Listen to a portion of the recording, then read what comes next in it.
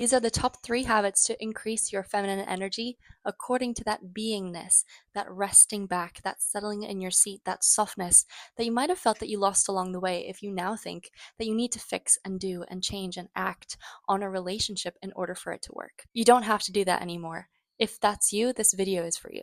A soft, magnetic, radiant part of you is right inside, willing to open if you give her the chance. And these 3 habits will show you exactly how. I'm even going to role play for you to get exactly how to do this. So you can come back to your body and your power and your presence as a woman, which is what we all deserve if we decide. Welcome to Devoted to Extraordinary, where today is the first, last, only, and best day of our entire lives. I'm so excited to have you here. Please subscribe to become a woman of virtue and vitality, which is what I love to talk about on this channel. So many ways to be a little bit more discerning and a little bit more in touch with our intuition. Also, subscribe to the newsletter, which has everything that I share in these videos. The first habit to increase your feminine energy is going to be practicing your soft power.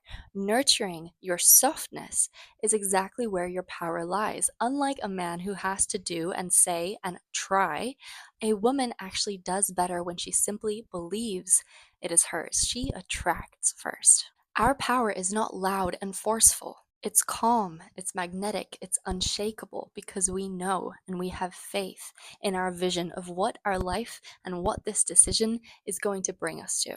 Therefore, that faith sounds like saying what you mean once and knowing it's going to happen. You trust it will land.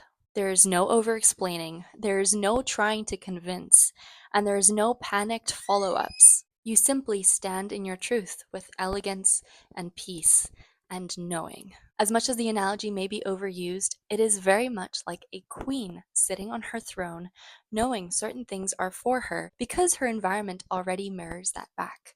You have to act as if your environment mirrors that back for you already. No queen is going to run after anybody. She radiates, and people naturally align to her presence. Forgetting manipulation and games and tactics, but only coming from a centered place, wanting goodness and expansion, take this advice. If something feels off, if something doesn't feel like it will align with your values in your life, you do not have to make time for it. Say no without explanation. Here's what this looks like. Hey, I know it's late, but do you want to go to the movies? Babe, it's Saturday night. I already have plans with the girls. I want to go with you a lot, but I feel like I need to go with the girls because it's so late and you haven't asked me. So, I'm going to go with the girls this time, but next time just can you ask me earlier so I don't have to do this? Hey, I know it's late, but do you want to go to the movies? I'd really love to go to the movies with you, but I've already got plans tonight. Yeah, I'm going to go see Jenna. She's got this thing with Jeffrey at the minute. It's funny. Anyway, I would love to go, but maybe next week, okay? Speak more slowly and with intention. Here's what this looks like. I was trying to get a coffee the other day and this guy was in line and he was trying to get my attention. The other day, a man asked me out. You won't believe this. And third, you should breathe before responding, especially when you're triggered. And I don't think anybody needs an illustration of what it's like to just run out of patience.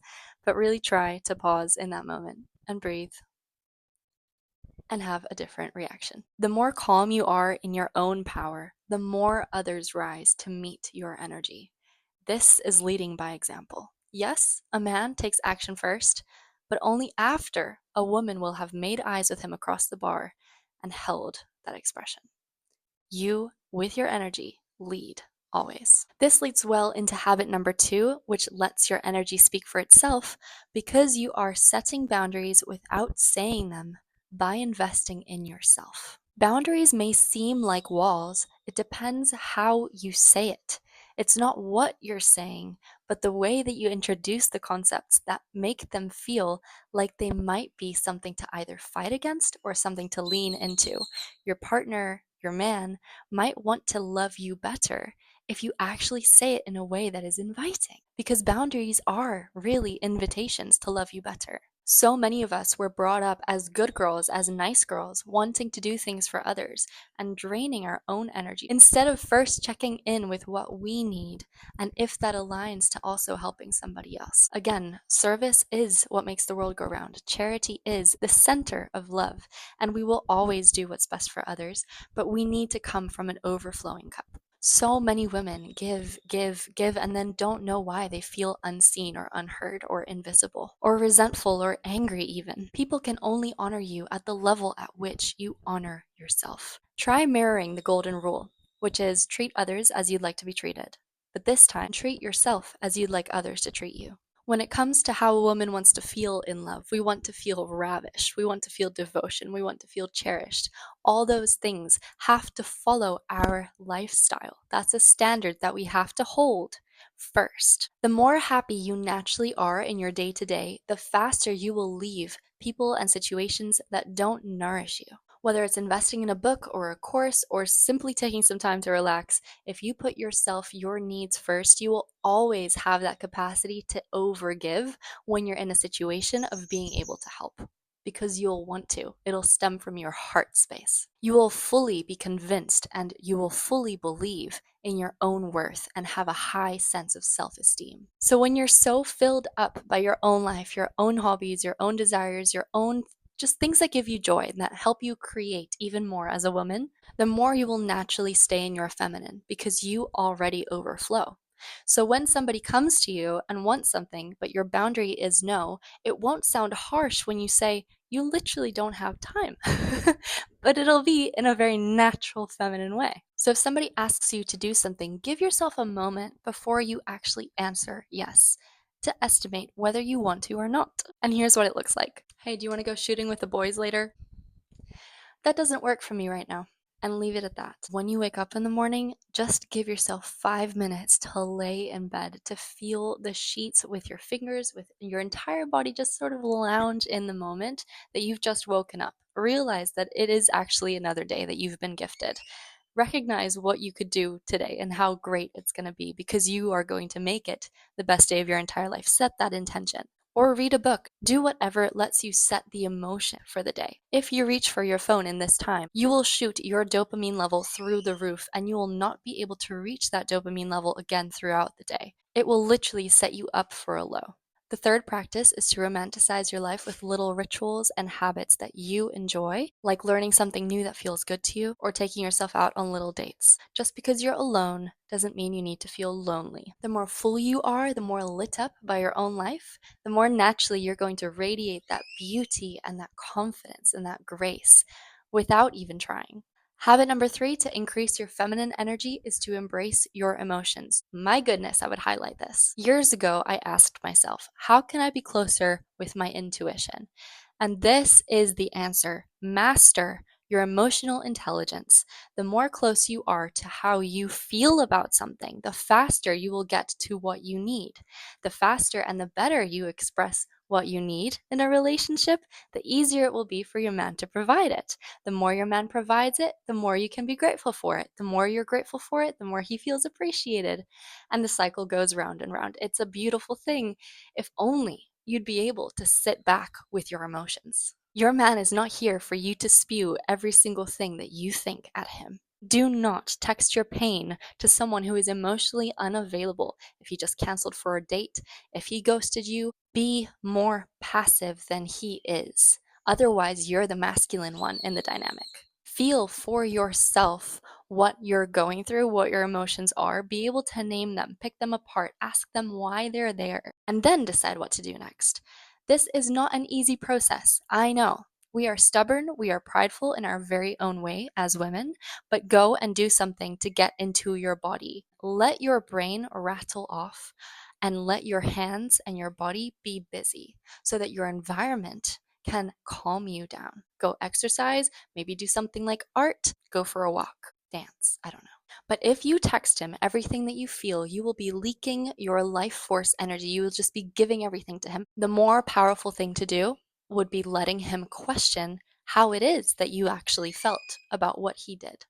I know that we have lots of emotions. I know that we don't just want to show up pleasing and happy all the time. That's frustrating. We have an authentic emotional core, and sometimes we want to be able to release our anger.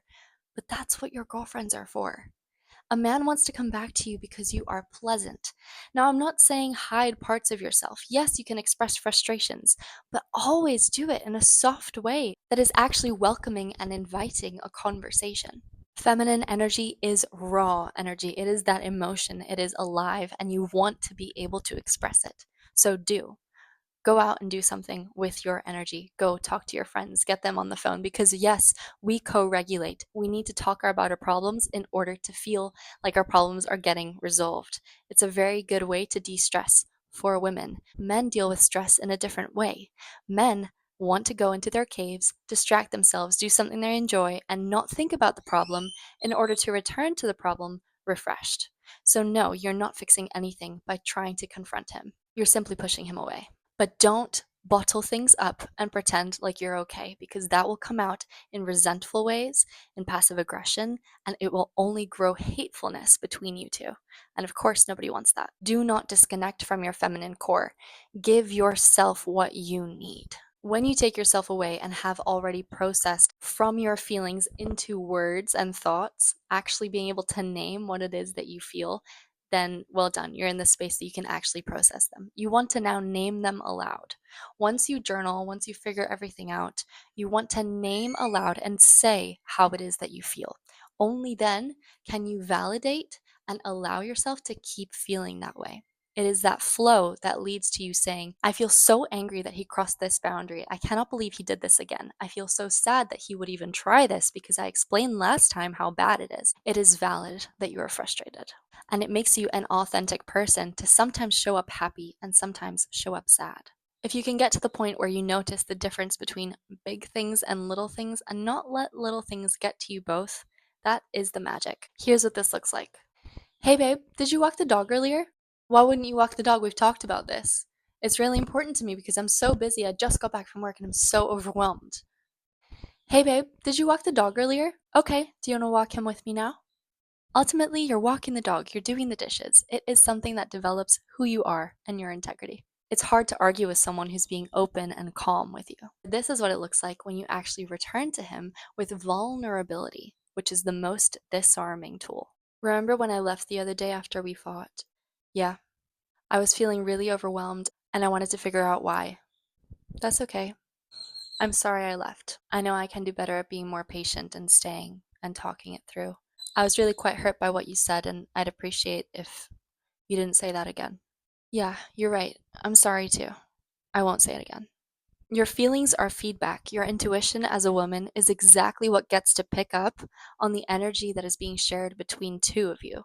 In a relationship, that is sacred. And if a man can honor that also, you'll be able to name together an issue before it becomes a real problem. This is how your emotions really get to be honored and you get to connect further by opening with them rather than trying to control situations. Not only does your relationship get strengthened, but both of you get to grow.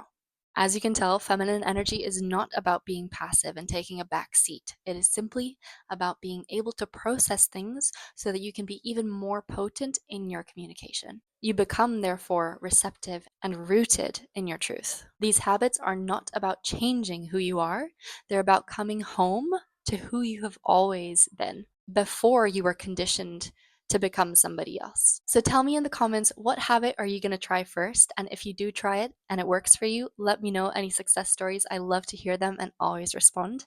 If you liked this, please hit the like button, subscribe, and share it with a friend who needs to hear this also. As a woman, your softness is your strength and power. As my grandma always said, harden not your heart, love and serve each other.